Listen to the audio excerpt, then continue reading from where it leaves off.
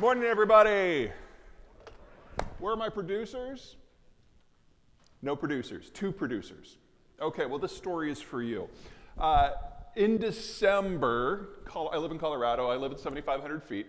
I had an event down in Denver, I was supposed to be on stage at about 8 o'clock, so I got up about 4 because I like to make sure everything goes right. The 2 inches of snow that we were supposed to get turned into 18 overnight, so I have to go and do one of my snowblower sprints in order to get out of the neighborhood, and of course the plow had not come through yet, so I have to slalom down the mountains, but I'm not worried. I'm from Iowa, and when I turned 16, some jackass in California stole my city's operating budget, and the wisdom of the city council that year was that in order to rebuild our budget, we're just not gonna do any services for 24 months, but we're gonna still charge taxes. So I learned to drive in what turned out to be the snowiest year in Iowa history on 6 inches of ice for 4 months. And then when I was 22, I worked as backcountry manager at Philmont, and the guy who taught me how to drive on mountain roads was the chaplain. And wow, you have not gotten a driving lesson unless your instructor has God as a co-pilot.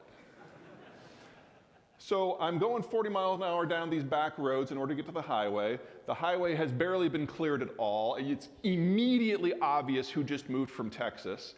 But I'm slaloming in and out of the traffic. I get ahead of the snowplow. That was fun. I'm not just on time, I'm ahead of schedule. I would have been early, but I run into that one guy who decided that today is when I want to move my boat. But I get there because I was trained, I was prepared, there was gas in the snowblower, I know how to operate in these conditions, but I was the only speaker that made it because the others didn't know how to operate in this sort of environment. So, this is great for me because I got kind of promoted, I got a 3 for 1. They just had me there for 4.5 hours. For producers, this is the environment we're gonna be in for the next few years. You're ready, you're prepared, you've got some experience under your belt, you know how to make it work in changing conditions. Most of the competition is not gonna make it. Now, for those of you who are not producers, your job is gonna be to keep up with the producers because they're gonna be changing more things more rapidly than we have seen in the last 50 years. And it's all gonna happen in the next 3. Oops. We have to start with the war. On the left, you're dealing with a climate and economic map of the former Soviet space. These maps are on their side, so if you turn your head, it's okay. If you're on the right, same map, but now we're looking at population density.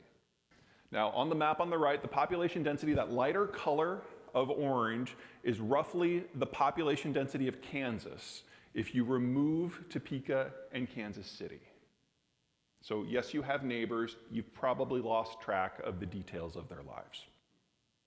If you go to the left, the green zone is what they call the Russian wheat belt. That is the primary agricultural zone in the former Soviet world. It is the least productive of the major agricultural zones worldwide. The problem is primarily climate. In the summer, it's about the same as western Kansas, so hot and dry. In the winter, it's about the same as northeastern Alberta, so cold, dry, windy. The output per acre is the lowest productivity of any wheat zone, any agricultural zone in the world. And the income that comes from that agricultural production is so low and so erratic that the Russians, even today, have not been able to build a national road network. You want to do anything at scale in the Soviet Union, former Soviet Union, you have to move things by rail. It's your only option. Now, if you go to the south, to the yellow, to the left, you're in desert, completely empty. If you go to the right, to the north, to the blue, you're in tundra and taigai, also completely empty. But what makes the Russians drink is the beige, the stuff on the shoulders, territories that are completely useless from their definition, but they're flat and they're wide open. And you can totally shove a Mongol horde through that. The Russians have been invaded 50-odd times in their history. Every time the invader has made it to the green where they actually live, the Russians have never driven them out. It's been the weather. The Russians have discovered over the last 350 years that the only way that it can protect the wheat belt is if they expand beyond it through the beige and reach a series of geographic barriers that you can't run a panzer division through. And then forward position those rail-supplied military forces in the access points between those barriers, static defense, plug the gaps. If they do that, they can prevent the war from coming to them. That's the only defensive strategy they have. And this is everything that Putin has attempted to do in the last 23 years. This is the Kazakh intervention and the Karabakh War and the Georgia War and the Crimea War. It's about getting troops into those gaps and plugging them. The problem for Ukraine, of course, is not that it controls any of these gaps, but it's on the way to two of them. The Russians were always going to do this. They were always going to try to not just take parts of Ukraine, but all of it. And then they would move beyond into the countries that actually control the territories they care about. That's Poland, that's Romania, Estonia, Latvia, Lithuania. These are all NATO allies. We've always known this was going to go down. Now, who here is not from Texas? It's not as big as they say it is. The scale of what the Russians are attempting here, we have a hard time wrapping our minds around. I mean, the United States is a big country, but it's nothing compared to the sheer physical size of Russia. Their borders are 3 times as long. They're trying to patrol them with a population that's half as big. It was always going to be a desperate fight. All right, that's the big strategic picture. Let's look at the tactical. The dotted lines on this map are those all-important rail connections. The deep red are the territories that the Russians controlled at the end of the last war in 2014. So anyone who tells you that, if you just give the Russians a little bit, they'll stop, no, because this was the 7th time they've done this since 1992. And then third, those pinker areas are the areas that the Russians held as of the 1st of September in the current war. This is Kherson. It's the only territory west of the Dnieper River that the Russians were able to capture earlier in the war. And the Ukrainians made it very clear around August, actually July, that this is where they were going to go first. This was the territory they were going to try to liberate because it was on the other side of the river. It would be easier to do. The Russians saw these advertisements, forward positioned about another 20,000 troops there, the best troops that they had. Now, as we all know, that wasn't the end of the story. I mean, yes, the assault did begin on September 1, but there was also a second piece to it because the Ukrainians watched to see where the Russians pulled those troops from and launched an assault there in Kharkiv. And without the Russian forces in place, the Kharkiv front collapsed in 5 days. Best of all, you'll notice just south of where those arrows connect, there's a little dingleberry of pink. That is the city of Izium. That was their forward positioned base. They were planning on launching multiple assaults from that. It fell in 36 hours. But since it was their forward logistics base, that's where all their tanks and all their artillery were. And so in 36 hours, the Ukrainians captured more equipment from the Russians than they started the war with. And territory switched hands. What we're going through right now is a logistical war, because remember, the Russians have to have rail connections. This is the Kerch Strait Bridge. This is the only rail connection between mainland Russia and the entirety of the southern front. And a couple months back, somebody blew it up, and so now the Russians have to move everything by truck. This is a problem. The Russians only started the war with about 3,000 tactical support trucks for their entire military. You guys remember all those javelins? Most of those were not targeting tanks, they were targeting trucks.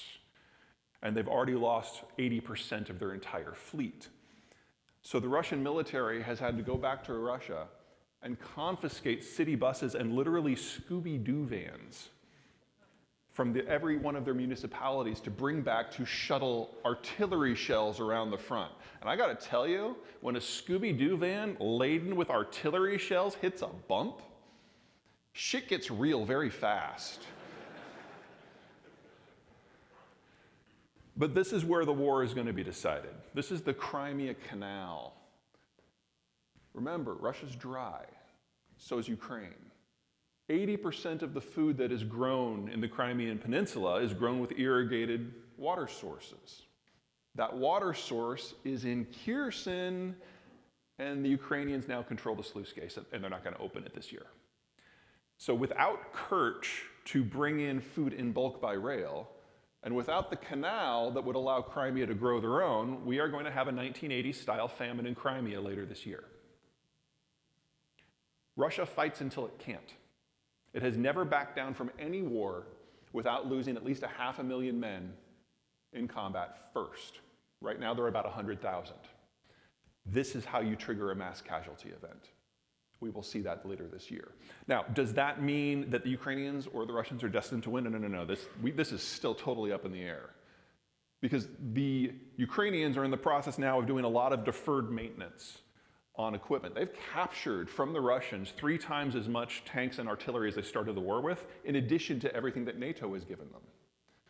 But the Russians are in the process of doing a second mobilization. And by the time we get to May, there's going to be at least 500,000 more Russians in the field. This is going to be a very different conflict very soon. The stakes are high. Now, the question, of course, is why does the United States care? You know, freedom, blah, blah, blah, democracy, blah, blah, blah. They're coming for Poland and Romania. That's the issue. When the war started, you guys remember in the first week, and it looked like it was all already over? There's that 40-mile-long convoy of military vehicles going from Belarus south to Kiev. And then on the 4th day of the war, the convoy stopped unexpectedly. And we found out a couple days later that's because the Russians forgot to bring fuel. And then 3 days later, all the soldiers in those vehicles got out of their vehicles and walked back to Belarus because they also forgot to bring food. And in the NATO defense ministries, we came to the conclusion very quickly that the Russians don't know how to fight a modern war. They're doing worse. They have been doing worse this entire time than the Iraqis did during Desert Storm in '92.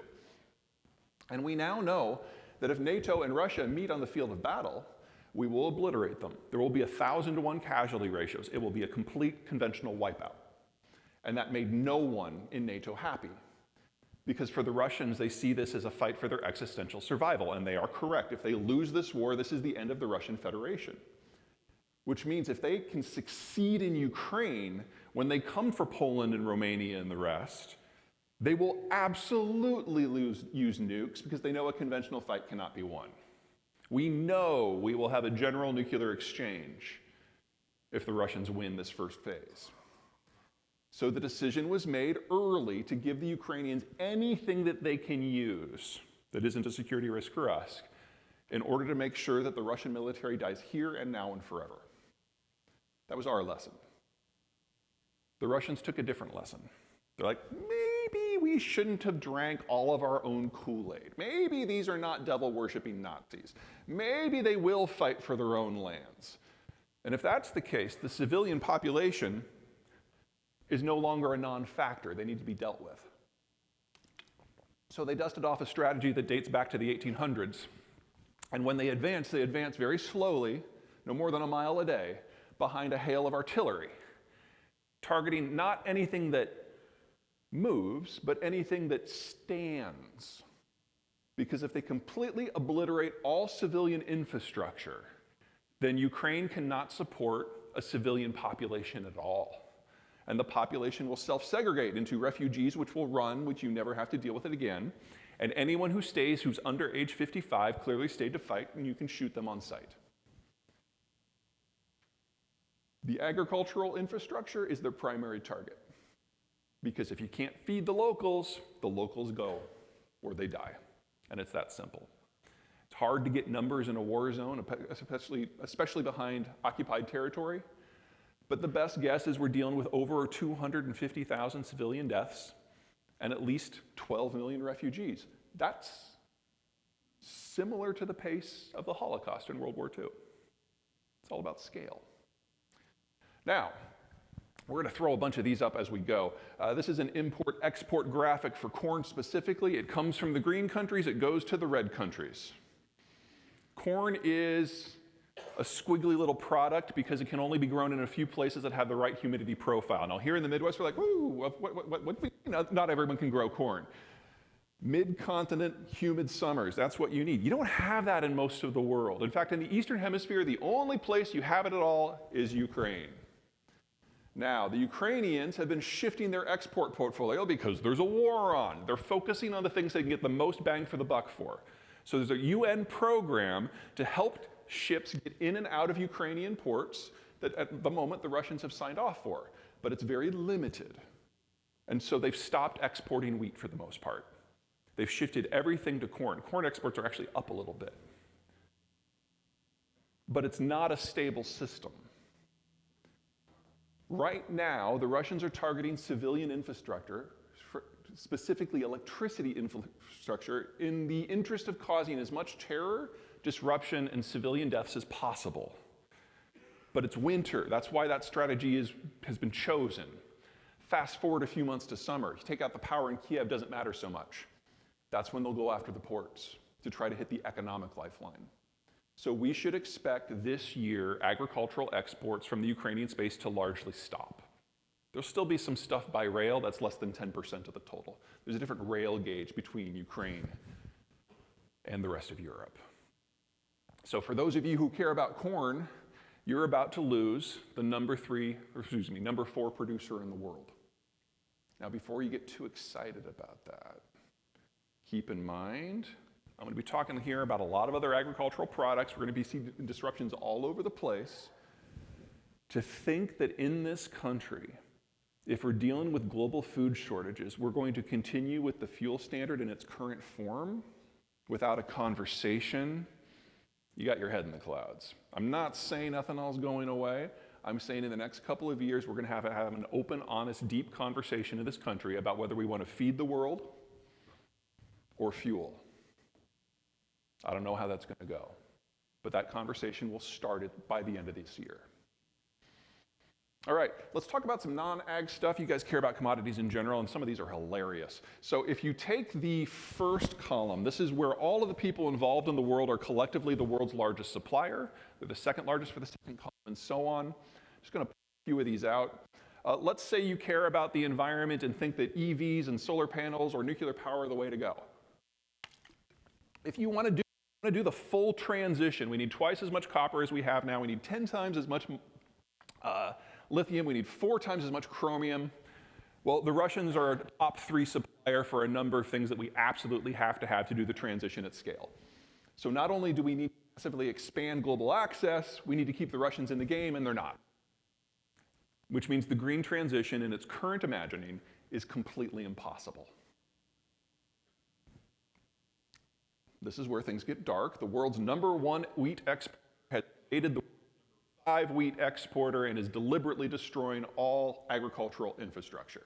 There's no way that doesn't have massive supply, famine, and cost implications. Oh, this is hilarious. Okay, so the former Soviet Union doesn't have bauxite. That's the stuff you use to make aluminum. They have to import it all. They use the spare electricity systems because when the Soviet system collapsed, their industry went away, but their power generation was okay. So they've got the cheapest power in the world after the United States. So they bring in the bauxite, they process it into metal themselves, and then they send it out. All the bauxite came from Ireland and Australia, which decided that they don't want to support a genocide, and so they stopped export. So the aluminum system is in the process of collapsing in Russia. Titanium, the ore comes from Ukraine, but it's processed in Russia. So that's gone to zero as well. You guys have heard about Brexit? So the Brits can't figure out what the hell's going on. They know they have to have a trade deal with the United States in order to move forward. And the US has made it very clear, you know, this is great, we'll talk about the details, but just so we're clear, your participation in European aerospace has to go away. Well, Airbus, the European consortium, is Spanish and French and German and British aerospace companies. And we're telling them that they have to basically join Boeing. The primary consumer for former Soviet titanium and aluminum is Airbus. So European aerospace's future is one without the components the Brits provide, which are the wings and the engines, and without aluminum or titanium. You want to buy a company in aerospace? Boeing's the only one left. The Air Force thinks that's hilarious. Neon's a fun one. You guys all know Star Wars, right? Star Wars? One person knows Star Wars. Okay. Now, I'm not talking here about like lightsabers and bzzz. I'm talking about Reagan. Do you guys remember Reagan? 3 people remember Reagan. Come on, people, work with me. Okay, back in 1983, Reagan and Gorbachev were kicking it in Iceland, having hot dogs, because that's what you do. And this was their first meeting. They got along so well that they kicked all their aides out. It was just them and the translators. And they decided to get rid of nuclear weapons. And Gorbachev's like, this is great, peace in our time. But there's just one little catch, Ronnie. You got this idea called Star Wars with a giant space laser shield that's going to shoot down missiles. Now, if we each have 30,000 nuclear weapons, that's irrelevant. But if we only have a few dozen, that might actually work. So for this project to get off the ground, for this to be fair, Star Wars has to go away. And Reagan said something very Reagan-like, along the lines of, well, Mikhail, I didn't realize that you thought life was fair. And that was the end of the summit. So Gorbachev goes home, convinced that giant space lasers are the future of great power competition, gives the order to build out the supply chains to make it happen, but then the Soviet system collapses. But not before the supply chain went into place. Part of that was neon. Neon is used to focus the apertures of the lasers. And it's produced in a 2-step process. Step 1, you are in a steel facility where you have an air separation unit. And it takes the air and separates out the nitrogen and the oxygen, which you push into the foundry to get whatever you want. Everything else goes into a canister that goes to a more advanced facility where it's all separated into the trace gases, the carbon dioxide, the helium, the neon.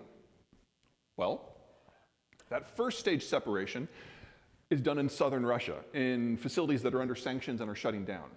The second stage separation is done exclusively in Ukraine, primarily in Mariupol, which no longer exists because it was leveled. Now, we don't use neon for giant space lasers today, but we do use it in the etching lasers in semiconductor fabrication facilities. And we've just lost 80% of global supply, which means later this year, we get to decide what goes back to analog. Phones, cars, the Internet of Things? Don't know. We haven't made that decision yet. So we don't just need Ukraine. We don't just need Russia. We don't just need Russia and Ukraine working together. We now also need share. Nobody.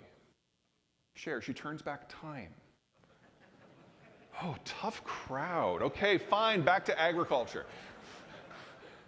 This is where I get my nightmares. It's not so much that the former Soviet world is one of the world's largest producers of foodstuffs, but they are by far the world's largest producer of the things that allows the rest of the world to grow their own. Fertilizers of all type. Russia as a unit is the world's single largest supplier. Russia plus Belarus specifically are 40% of global potash. Output of fertilizer and fertilizer inputs from the former Soviet space are down by 20 to 40% based on which nutrient you're talking about. It's not coming back because most of these facilities are maintained by foreigners with various investment in technological skills and skilled labor, and that's all gone. And we've already seen some industrial accidents in the Russian space that are so big that you can see them from orbit. I'm not saying this is going to zero, but this stuff is not coming back once it goes offline. Okay, let's get into energy. So we have that under our belt. This is a pipeline map. We're going to talk first about the green, that is oil.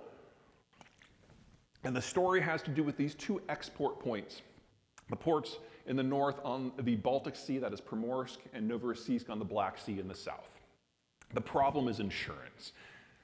Yeah, and it's like, I thought I was losing you before, now I hear say insurance. This gets really sexy, really fast. So, part of the sanctions program is that the Russians can't get insurance for their vessels. And as of January 1, so 3 days ago, all the reinsurance companies have canceled all coverage for all parts of the former Soviet world. It's already done. Now, it's going to take a few weeks for this to feed through the system, but it's already started. Which means that any tanker sailing out of these ports has to get an indemnification coverage from a sovereign nation if it's going to operate. But the only countries that are left to do this, China and India, have never done this before. The first time anything happens to any of these vessels, it goes straight into international arbitration, which will take years to resolve, which means that any ship captain is not going to accept insurance and indemnifications from these countries. We're just waiting for an incident now. It could happen a year from now, it could happen today, there's no way to know. But as soon as we get a disruption, maritime exports stop. Now, this isn't Texas, so this is a real problem. In Texas, if oil prices or takeaway capacity fails, you can shut in the well and turn it on later. You can't do that in Siberia. For those of you who are from like kind of the Missouri-Iowa border north, you understand. In the winter, as long as you keep moving, you're fine, but if you stop, you freeze to death, and it's a horrible way to go. Same with crude oil. Most crude oil in western Siberia is produced in the permafrost. And as the oil comes up through the frozen subsoil layer, as long as it's moving, it's okay. But if it stops for any reason, it turns to gel, and the water that comes up as a byproduct freezes into ice, and when water freezes, it expands and it pops the pipes from the inside. The last time this went down was 1992 with the Soviet collapse. It took them 30 years to repair the damage.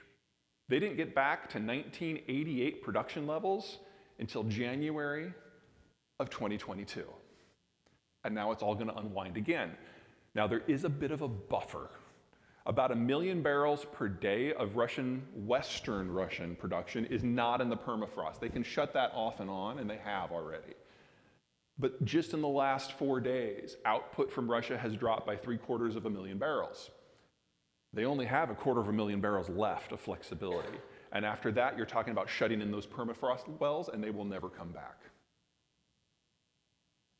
If we get an incident insurance today, you will see permanent damage to the Russian export capacity within a month.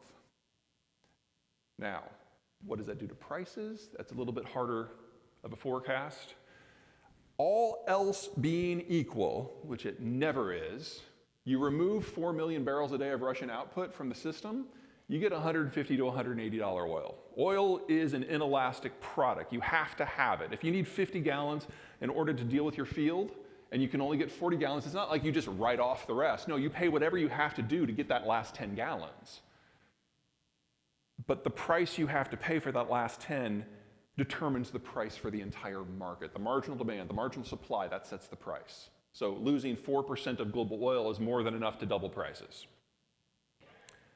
All else being equal.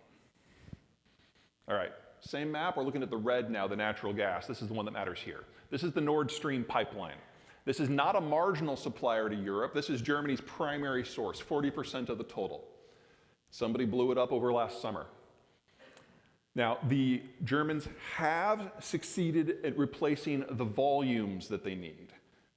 They used 7 different marginal suppliers. So prices as of the 1st of December were 6 times what they were before the war. Now prices, as you may have noticed, have gone briefly negative in Germany because energy is volatile, nothing's changed. And they're also having a freakishly warm winter. It's actually about 60 degrees in Berlin today, which is batshit. Shouldn't count on that lasting, it's still winter. Now the problem here is that the Germans don't think of energy the way that we do. I mean, we talk a good paranoid game about energy security, but we really don't care where we get it. So we produce a bunch ourselves. We get some from Mexico, some from Canada, some from Saudi Arabia. If we don't think anyone is watching very closely, we'll happily grab some from Venezuela. The Germans can't do that. They need reliability. They're in a tough neighborhood. They have precision manufacturing. So they prefer large contracts with state companies that deliver the energy on fixed infrastructure for long term. And that was Gazprom, the Russian monopoly. But without that pipeline, everything about their system is thrown into doubt because, again, the Germans don't run things like we do. They use that natural gas not just to fuel their electricity system, but also their petrochemical system. And those petrochemicals are not exported. They're kept in-house in order to provide the base material for their entire manufacturing sector. Well, the first step in that chain is now broken beyond repair. So the entire German industrial model is breaking down. If you want a Beamer, Buy it now. This is the last model. Be sure to get 10 years of parts. You're going to need them. And it's going to get so much worse because this is the backup plan. Pipes that go through the conflict zone in an artillery war where one side is deliberately destroying infrastructure. This is going to get so much worse in Europe before it gets better. All right, natural gas in Germany. Let's talk dairy. Again, green's where it comes from, red where it's go, and this is what's going away.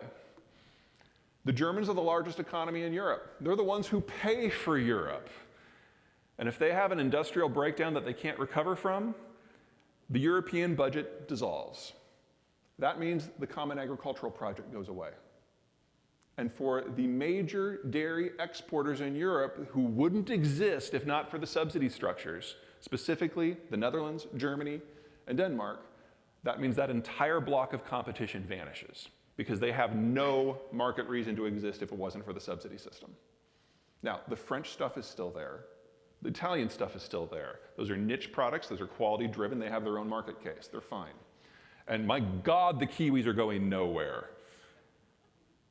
But for that mid-quality bulk production that you go head-to-head with in every market, that just goes away. One more little thing before we dive into some other stuff. We're in the final decade of the Chinese system, and that collapse might be forward positioned. We'll get into that a little bit more later. Chairman Xi of China has consolidated more power into his person than any human in history, more than the Kim dynasty in North Korea, more than Nero of Rome. He is so paranoid, he is so isolated, and he has shot the messenger so many times that no one will bring him any information at all. Not information that they think might make him mad, any information at all, because they don't know the status of the debate with the voices in his head, and they don't know what's going to set him off. So we're seeing catastrophic policy decisions across the board. Last May, the country was suffering from nationwide brown and blackouts. Xi didn't find out until September. You know who told him? Joe Biden. Now, I'm going to go out on a limb and guess that there's a diversity of well thought out opinions in this room on Uncle Joe. But I don't think any of us think of Uncle Joe as a source of breaking news. But Xi's basically locked himself in a closet. He's worse than Barack Obama at this point. And that means his information is limited to ideology, whether it's his own or ones that have been provided to him. So he bought Russian ideology. Whoa, my hair's falling apart here. He bought Russian ideology hook, line, and sinker. So back last February, 6 days before the war started in Ukraine, Putin was in Beijing. And he told Xi to his face, why would I invade Ukraine? That would be crazy. So Xi was the only world leader caught with his pants down. And can you imagine like the national security guys in the back of the room when that conversation was happening? Sir, there's 250,000 troops on the border. No, shut up. You know what he did to the last guy? His head's a paperweight. They believe their own propaganda. All this Taiwan stuff. Now, I am going to be of a minority here in that I don't think a Taiwan war is going to happen. Let me kind of lay that out for you. There are certain assumptions that you make when you're planning on conquering another country, and they guide your military transformation so that you're ready for the fight. The problem is that the Ukraine war has laid bare that all of the assumptions that the Chinese have made were wrong. I mean, assumption number one, it's going to be an easy fight. Well, that's been discarded because you have to swim to get to Taipei. You can walk to Kiev. The Ukrainians have been preparing for this war for 8 years. The Taiwanese have been preparing for a war with the mainland for 45. So, gone. Number two, Russian weapons are awesome, so let's steal the IP and clone them, spend $3 trillion outfitting all of our troops. They now know that that was $3 trillion wasted, and they don't have a weapon system appropriate for the game. Assumption number three, Russia's too important to international economics, so no one will punish it. They'll just, bitch, send out some press releases, and it'll be over. Error. And say what you will about the Russian economy, it's not great, but it is a massive producer and exporter of food and energy products. The Chinese are the world's largest importer of both. And they import 80% of the inputs that allow them to grow their own food. You take the sanctions on Russia, you put them on Beijing, you get a deindustrialization collapse complete with a famine that kills 500 million people in under 2 years. But I think the fourth one is what's really scared them. You. The entire Western corporate community just walked away. Not because of sanctions, because they didn't want to be affiliated with a genocidal government. They walked away from over $1 trillion of investment in the Russian space. Chairman Xi has no way to even process that. The idea that private citizens have agency. So every aspect of all of their strategic planning for the last half century has gone out the window because of Vladimir Putin. And this is normally where you would take all of your smart people and put them in a back room with some beer and some bourbon and say, don't come out until you can give me a plan B. But Chairman Xi has shot all those people. There's no one left. And so China is slamming its head into the wall over and over and over until something cracks. And the thing that cracks is not going to be Taiwan. And then, of course, there's COVID. I'm going to assume that there's a diversity of well-formed opinions in this room on COVID as well. But I think we can all agree that there's two possible paths here: mass immunization or mass exposure. And I think if we're all being really honest with ourselves at home, alone, in the dark, with the doors locked and the shades pulled, we will admit that the other side has a point or two that is worthy of consideration. Is that fair? Can't do that in China.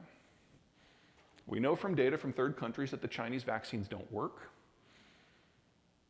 And until very recently, the Chinese have been very successful at keeping COVID out of the general population, so no one had natural immunity. Well, we're now dealing with a challenge to Xi personally. Those protests that happened over Thanksgiving, they started with COVID, but it spread very rapidly, and this is one of the dangers of one-man rule. When the buck starts and stops with you, when anything goes wrong, everything goes wrong, because there's no backup source of legitimacy. This isn't the United States, where we've got academia and local government, and state government, and national government, and the business community, and religious organizations, and civic organizations. There is no civil society in China. And so when something cracks anywhere, every bit of discontent on everything boils up, and it all targets the source of the legitimacy, the one thing, Chairman Xi personally. And so he gave in, and now COVID is ravaging the population that is unprotected. The lowest number of fatality estimates that I have seen so far are 1.5 million. Remember, this is a country with over triple the population of the United States, with a less advanced healthcare system, especially for critical care. There are 7 variants circulated in the PRC right now. 4 of them we didn't know anything about 2 months ago. They didn't exist. So we have no data on how bad this is going to get. Because the Chinese, very Chinese of them, decided that rather than report fake data, they're just going to stop collecting data at all. So we just don't know. But this is very likely a regime-challenging system. And it could very well be a regime-ending event, because the one source of legitimacy is now being challenged each and every day across the entire system. In case you're still bullish on China, I'll give you one more reason. Let's talk tech. There's this weird belief in a lot of the world, especially the United States, that China and the United States are somehow technological peers. They are not. China cannot produce the high-end chips or the mid-quality chips. They can only do the low-end chips. So like, your singing margarita machine, that they make. But they can only make them with equipment that is imported, and with tools and software that are imported, and with workers who are brought in to do the quality checks that have to happen on every disk every single day. That's all imported labor too. What the Biden administration has done in the last couple of months is says you can't import the high-level chips, you can't import the middle-quality chips, you can't import the equipment or the software or the tools. And any American working in that sector now has to choose between their job and their citizenship. And within 24 hours of that policy change, every American in the entire sector either quit or was transferred abroad. Folks, it's already over. And anything that comes from tech is already over. That's AI, that's automation, that's the Great Firewall, that's the social credit monitoring system, that's the hypersonic weapons program. It's all already over. China can assemble, and that's not nothing. But a technological peer, it will never be. Okay. Oh, you beef guys are in trouble. Every time there's been a hiccup in China in the last 3 years, the beef guys are like, I bet this is an opportunity to sell more to the Chinese. It's like the pork guys have flipped. They've realized the writing on the wall. They've realized this is not a stable market long term, and they've diversified away. They've reduced the herd. You guys in beef are going to have to do this on a much more compressed time scale. Best get ready for it. All right, let's talk finance. Sorry, my hair is falling apart here. I haven't had long hair since I was like 19, so I'm still learning. What we're looking at here is total net worth by decade of age.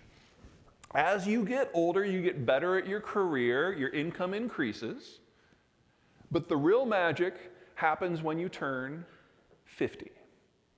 Because when you turn 50, your single biggest expense, your last kid, moves out and is someone else's problem.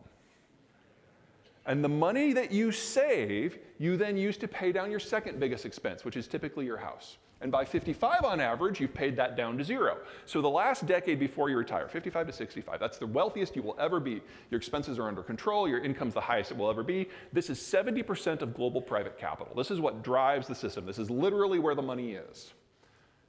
And then you retire.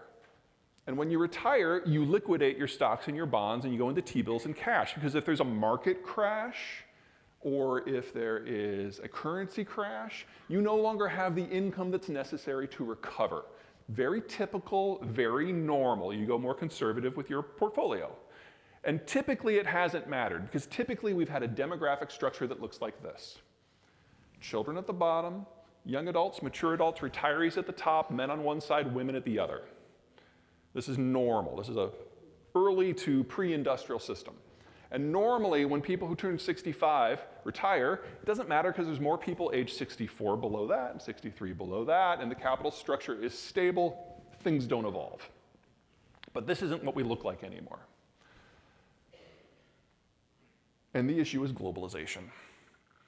At the end of World War II, the Americans changed the way the world works. And instead of having to develop yourself and defend your trade, we said that we would use our Navy to patrol the global oceans for everyone so that anyone could go anywhere and trade anything whenever they wanted. And that changed national economics. Because it used to be if you had food and coal and iron ore and oil, you could make something of yourself. Maybe you could expand into empire. But if you were lacking just one of those, you were probably a colony, a pre-industrial colony. In globalizing the system, you didn't need all four anymore. Now you only needed one. You could trade for the others. And the whole world started to develop. And that meant industrialization and especially urbanization. Because in pre-industrial, we all lived on the farm, and kids are free labor, so you have a whole bunch of them. But when you move into town to take those industrial jobs, kids are no longer free labor. You live in a condo, they're just really loud, really dirty, really annoying, really expensive pieces of mobile furniture. And adults are not stupid, so we started having fewer. And if you fast forward that for 70 years, this is our demographic structure today. Suddenly it matters when people turn 65. The baby boomers are the largest generation we have ever had. And on average, they turned 65 last quarter. It's done. The flip has happened. Now, when you change your investment portfolio to make it safer for you, that means that capital is no longer available for everyone else. And what we're going through right now is a transition from the capital-rich environment of the baby boomers having not yet retired to the capital-poor environment of the baby boomers having retired. We're right on the precipice right now. We've already actually taken that step, which means that the capital costs in the United States compared to January of 2021 have to go up by at least a factor of 5 between then and December of this year. We're about halfway through that process right now. This is independent of anything the Federal Reserve does. This is demographics. This is locked in.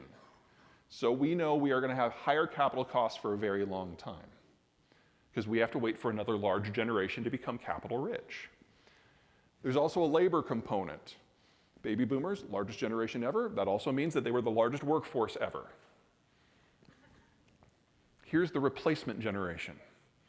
They're the smallest generation we've ever had. In calendar year 2022, the difference between the exiting boomers and the entering zoomers was 400,000 workers. That number is going to go up each and every year for the next 12 until peaking in 2034 at about 900,000. How do we know? They're already here. They're already born. We know exactly what the outflow and the inflow year by year is for the next 20 years. We have to wait if we want this to get fixed. How long? Well, take a look at this. Now, here are the big four economies.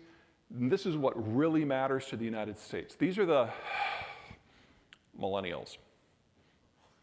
Second largest generation ever.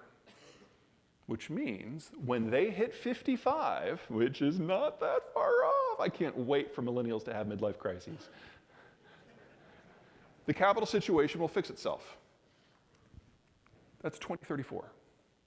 And when the millennials' kids enter the workforce, large generation generates a large generation, the workforce situation will get better. That's 2044. We just have to wait 10 years for finance to fix itself and 20 years for labor to fix itself. That's all we have to do. Wait just a decade or two. But look at everybody else. Look, check out Germany. They hit a terminal position with their demography 40 years ago. It's not that they're running out of children. That happened back in the 90s. They're now running out of working age adults. The German industrial model was always going to collapse this decade. The Ukraine war is just speeding it up. And then there's China. This was already the world's fastest aging workforce. And we now know that this data is wrong.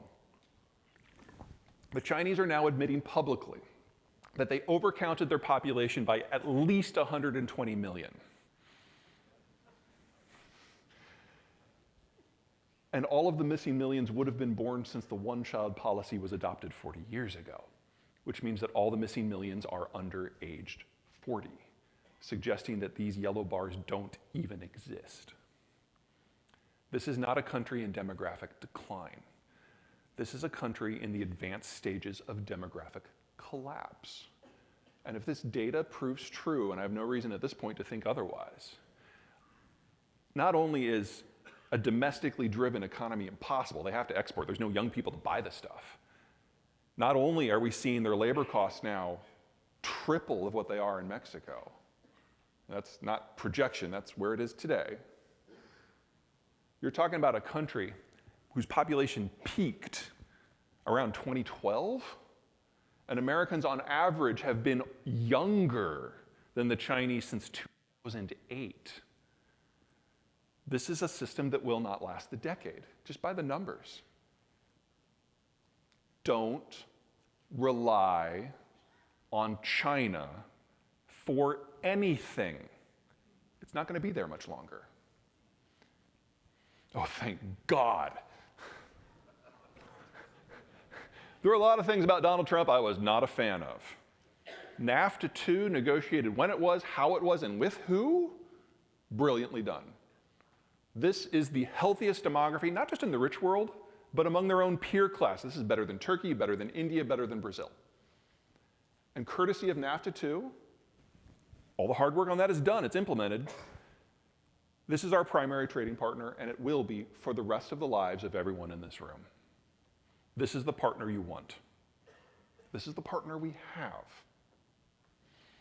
All right, a little bit more on energy. This is total investment into all oil and all gas from all government and all private. Now, back in 2014, at the peak there, a narrative took hold that fossil fuels were done, and not for environmental reasons, for financial reasons. The logic is that if it takes 3 to 8 years from the point of investment for a new field to come online, and then another 5 to 15 years of operation for that field to break even and pay back the initial investment.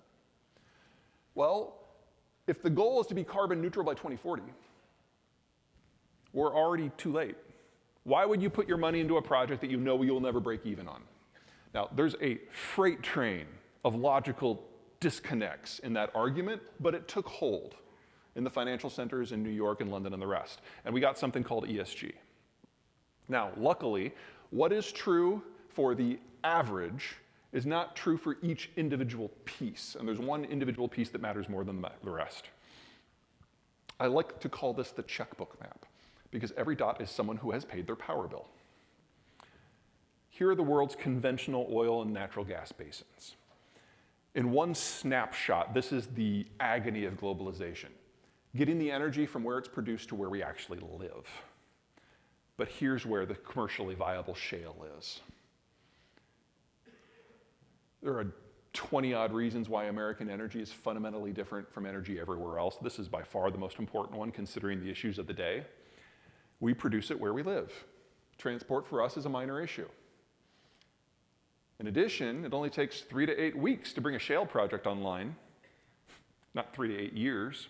Now, that was back in 2019 before we had the everything in shortage economy. Now it's more like 3 to 8 months, but that's still an order of magnitude better, which gives the United States a lot of flexibility in doing everything.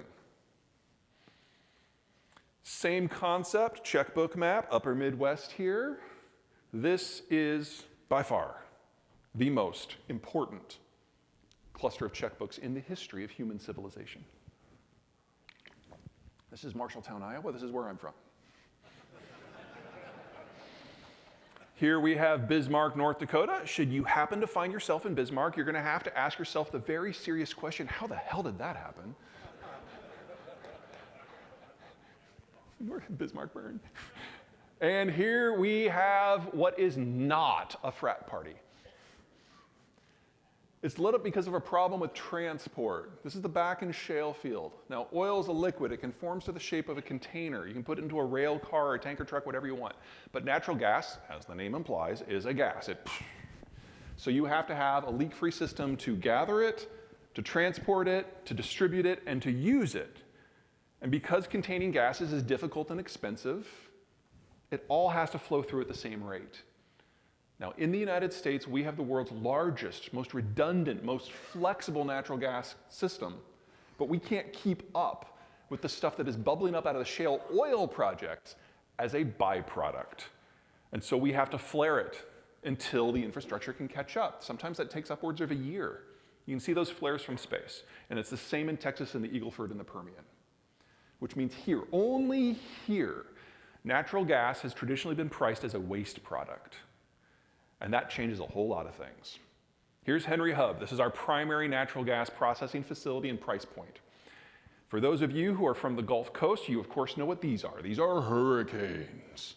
It's an old story. Storm comes through, they quick shut down everything, evacuate the rigs, storm does its damage, they come out the next day and they spend not days, not weeks, months, sometimes even years untangling the damage. And you get a price spike. Or you did until 2009. Because in 2009, that was the year that the majority of the natural gas consumed in North America was sourced from US shale, primarily as a waste product. We've got this nice long stretch below 4. We have any Texans? A few? You guys know what this is. This is January of 2021, when Texas got cold, got down to 25, lasted for a week and a half. Oh my God, everything stopped. Coal, natural gas, oil, nuclear, wind, so it just all broke down. There were snowmen in San Antonio. They were sad snowmen, but they lasted a week. This is what we've all been bitching about recently. At the peak in September, we hit 9. $9 natural gas in inflation index terms is exactly the 50-year average. We are bitching about average energy prices in the country. Here's what the Chinese and the Europeans are dealing with. Folks, this is not an aberration. This is the new normal. 3 to 8 years to bring a new project online, that assumes that the transport infrastructure is already in place, which it is not. The closest natural gas to Germany that might be able to be brought online in less than 10 years is in Nigeria. Not the best investment environment, just for those of you who are not familiar with Africa. This is locked in now. Assuming nothing else goes wrong, this is the split we're looking at for the next decade. So many other things are going wrong. Now, well, actually, let me go back real quick. One of the top demands for natural gas after electricity is for nitrogen fertilizer generation. From roughly July until a week ago, the Europeans had just stopped making it. Now, because it's so warm in Europe right now, they're turning some of that stuff back on. But BASF, the chemical major, the German chemical major, one of the largest chemical companies in the world, they made the decision back in June that this is just how it's going to be now. They are physically dismantling their chemical plants and picking them up and moving them to Louisiana to tap US shale gas. Working from the theory that if they can produce enough chemicals here, they can ship them back to Germany and maybe save their economic model. But that would require a physical infrastructure build out in Louisiana that is faster than what the Nazis did during World War II. This is just where we are now. Final fertilizer component is phosphate. Comes from the blue, goes to the red, which means it's a China story. All right, you guys, who's in swine? Who does pork? African swine fever get you a little nervous sometimes? So the Chinese 3 years ago had the world's largest ever outbreak. And since then, since culling about 2/3 of the herd, they haven't had a single case. Yeah, bullshit. Now, the way the lab testing works here is you take your sample, you send it to a lab. When they get the results, what do? They call you. Maybe they email you. That's not how it works in China. In China, once you have your test kit, you send in your sample, the sample results go to the CCP. And then the CCP tells you if you have a positive case or not. So no positive cases in 3 years. More likely, there's already a low-level raging epidemic throughout the entire system. And considering the general breakdown in policy that we're seeing across China, I don't think it's going to be quite much longer. We can look indirectly to see how the Chinese are anticipating this. They've stopped exports of phosphate for the most part, because they know if they lose pork again, the only crop that they can control is rice, the only one that's culturally significant, and rice is the most phosphate-hungry crop that humans grow. So they've stopped exports for food security reasons. Makes sense. Well, that was the world's largest supplier. And there isn't a backup plan for most places. It used to be, in a pre-globalized world where we had to be a lot more self-sufficient, that in agriculture, fertilizer came from what was on hand, and so we co-located animal and plant agriculture in order to access the manure. But with globalization, we've all focused on specializing. And so we now grow our cash crops in places with the perfect weather and the perfect soil, and anything else gets moved further and further away. So what you're looking at the left is row crop, and on the right is where the beef is. You'll notice that in most situations, these are no longer co-located. There are a couple exceptions: Wisconsin, Iowa, eastern Nebraska. Dairy country. They're still co-located. They're still an option. But for everyone else, you're talking about some serious shipping. And for everyone else in the world, this split is usually not in the same country anymore. So you do something to the phosphate supply chain system, and all of a sudden, you lose one of your nutrients, unless you're in Iowa. Give you an idea of what that looks like at scale. This is row crop in Africa in 1950, and anything that is in purple or blue, 40% or less of the land is under crop. And in a pre-industrial system, this is what you would expect. You only grow food on the good land. You just don't get a return at all on the marginal land. But with globalization, we introduced pesticides and fertilizers and finance and machinery, and this is what they looked 50 years later. Anything that is in orange or red is 40% or more is under crop. And the continent saw an increase in food output by a factor of 5 because of industrialized inputs. Now do that in reverse, because that's where we're heading starting later this year. I hate this graphic.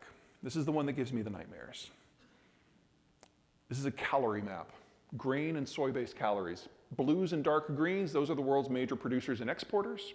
Everyone else is a net importer. And in a world where the fertilizer supply chain system breaks down, these are the countries looking at least a 40% reduction in their ability to grow the crop in the first place. This is a multi-continental famine.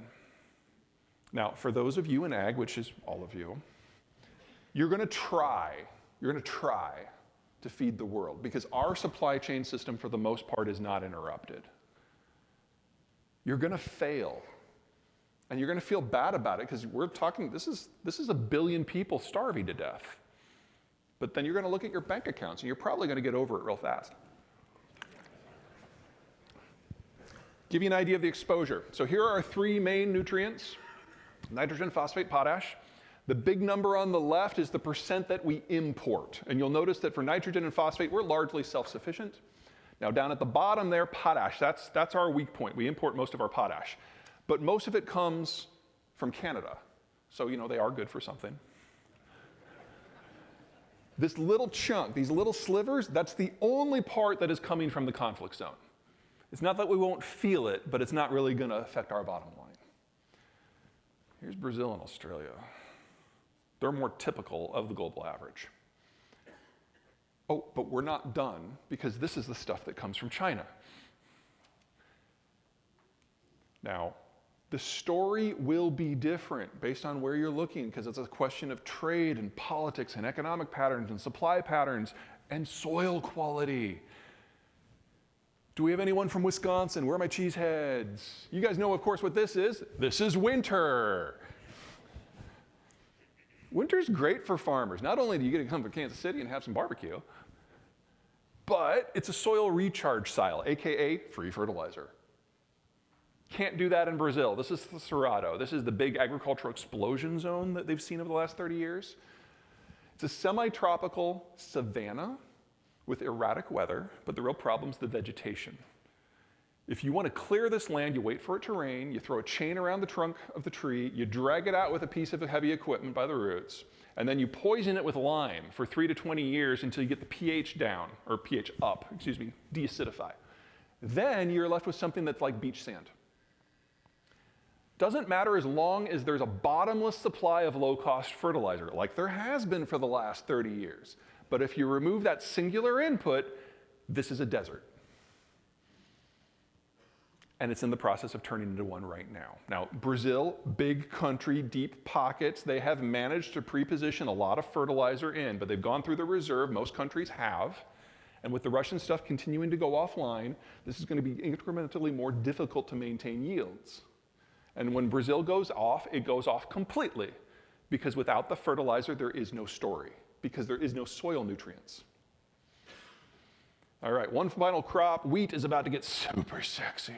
Now, wheat is normally a weed, and that's why most people don't like talking about it. Wheat farmers have been incredibly unloved for decades because just as dairy and beef have been separated from row crops, wheat has been pushed to the side. It's drought tolerant, it's cold tolerant, it's heat tolerant, it's flood tolerant. You grow it only in places where you cannot grow anything else. Even the Ukrainians are moving away from it because they have limited export options. And so the green here is row crop. The brown is wheat row crop specifically. And you'll notice it's not on the good land as a rule. Sorry, Kansas. But we can only grow it in those zones with industrial level inputs. Marginal land with industrial level inputs can grow wheat. Marginal land without those inputs cannot. And this pattern has happened the world over. About the only place that they still grow wheat on the good land, France, because croissants, and India and Pakistan for food security issues. That's it. Everyone else, it's on the edges. You break down the industrial input system, most of the brown goes away. Now again, in the United States and North America, I am not concerned because we produce what we need locally for those inputs. But for everyone else, wheat is the product that is going to suffer the greatest production declines, which means that wheat is the product that is most likely to experience the greatest price increases because it remains humanity's #1 source of calories. You can have wheat or you can die. All right, final slide. This is CPI, inflation in the United States and Canada, similar systems, heavily interlinked. You would expect the data to track, it does. We have 3 big phases of inflation since World War II. We first had that initial urbanization and industrialization push. We built the interstate highway system. We ran power into the countryside. We built the cities. Industrial demand-driven inflation. Then the baby boomers came of age. They bought their homes, they raised their kids. Consumer demand-driven inflation. And now we've been living in this weird-ass period. The Soviet system collapsed, and that dumped an empire worth of raw materials on the world, keeping the commodity prices under control. The Chinese brought 1 billion workers to the global workforce, and that pushed down the cost of manufactured goods. And these trends lasted for 30 years. Well, folks, the disinflationary trends are turning inflationary, and the inflationary trends are back. The Chinese system is going away. That's inflationary. The Russian stuff is going away. That's inflationary. We need to double the size of the industrial plant to make up for the loss of Germany and China. Wildly inflationary. And while the baby boomers may be retiring, their kids, the millennials, are now in their prime for consumption. We're looking at 9 to 15% inflation a year for at least the next 5. Now, before you have a stroke and call your broker, deep breath. This is a good story. We need to double the size of the industrial plant. We need to fully integrate Mexico. Mexico is a food importer. They're your #1 consumer.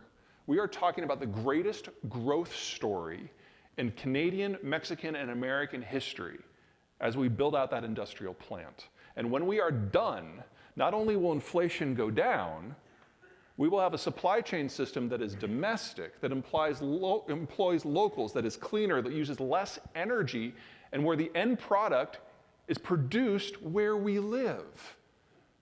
This is the greatest economic story of our country's history. Or we could choose to not do it, and 5 years from now, not only do we not have stuff because China and Germany are gone, but we still have the inflation. Now, one of these is a great story, one of these is kind of crappy. I am not the decision maker who makes that happen. That would be you, because you guys are the ones who decide where you buy stuff from. Buying within North America is no longer a patriotic issue. It's an issue of economic stability for the next several decades. This is a good story. Okay, that's it for me. If you're looking for more, the link on the left goes to the newsletter. It is free. It will always be free. I will never share your data. The link on the right goes to a charity that I'm backing with basically all the income that comes in from the books. It's called MedShare. They're providing medical assistance to communities who, for reasons beyond their own control, can't provide it themselves. So, for example, if the Russians are sending missiles into your hospitals, MedShare steps in to help. This link goes directly to their Ukraine fund. All right, I'm sure I'm over. Do we have time for some Q&A? How do you want to do this? Any questions? Okay, we'll do a little Q&A. Anybody? Yeah, you didn't talk much about India. India. With India's population exploding versus China, what's their role for U.S. agriculture? Okay, what's the role for U.S. agriculture in India? Now, obviously, there's not an animal protein story in India that's very big. What animal protein they need, they grow themselves. It's primarily zebu. But for plant agriculture, I think it has a really bright future. Now, the Indian population is doing the same thing that everyone else has done. It's aging very rapidly, much more rapidly than the Europeans did, actually. In the midterm, 10 to 30 years, this is a really good thing. Because if you have a lot of people aged 20 to 50 who don't have a lot of kids, they will buy more and better food because they have more income to spend on that. And that is the Indian story for the next generation. Now, you fast forward to 2050, 2060, that picture is going to change. I don't think a lot of us are overly worried about 2060 at this point. Is that fair? Okay. What we're going to be seeing in India is a massive industrial build-out, because they have to do the same thing that we do. They need to increase their industrial supply system to supply themselves. They can't rely on the Chinese like they have to this point. Now, that doesn't mean they're going to be part of an integrated system like we are. For us, the Mexican labor market is very complementary. India doesn't have a partner like that, and they don't want a partner like that. So it will all be domestically driven, which means it's going to have quality issues and they're not going to trade a lot. But if all they do is build enough manufactured goods for 1 billion people, that's still a pretty big growth story. And it's stable. What about the excess Russian nat gas? Where's it going to go? Hearing right now it's getting upgraded into urea and getting laundered through countries like Turkey and Romania. Sure. The question is what happens to all the excess Russian natural gas? Is it just going to be processed into intermediate goods and laundered? Some of that can happen. The problem is that there's a limit to what the Russians can do because their industrial plant is maxed out and largely maintained by foreigners. So there will be some incremental stuff like that in places like Turkey. Turkey's doing something similar with steel, actually. And some of the oil to this point that they've been able to export goes to India, and then the Indians repackage it, put a different name on it, and send it out as well. The problem is twofold. Number one, the industrial accidents are getting more and more common, and the Russians lack the technical acumen to do most of the repairs themselves. The second problem is that insurance question, because if it has to go by water, then you have to still get out of the country, and the reinsurance companies have already stepped back and said no policies at all. So that will happen on the margins. But overall, we're looking at most of the baseline going offline. The question is timing. In the case of natural gas, there's a little bit less flexibility with oil because it's just harder to move. And as the Europeans are backing away, that's where 80% of the transport infrastructure goes. So anything that wants to be redirected has to get a new pipeline. You don't do that in a year. The last pipeline that the Russians built to China took 11 years. And that's with the Chinese doing most of the work. There's really not a good way to speed that up. Excuse me, Peter. We're going to go ahead and keep the conference going. Everybody give Peter a round of applause for his awesome information that he gave us all today. Thank you very much. You got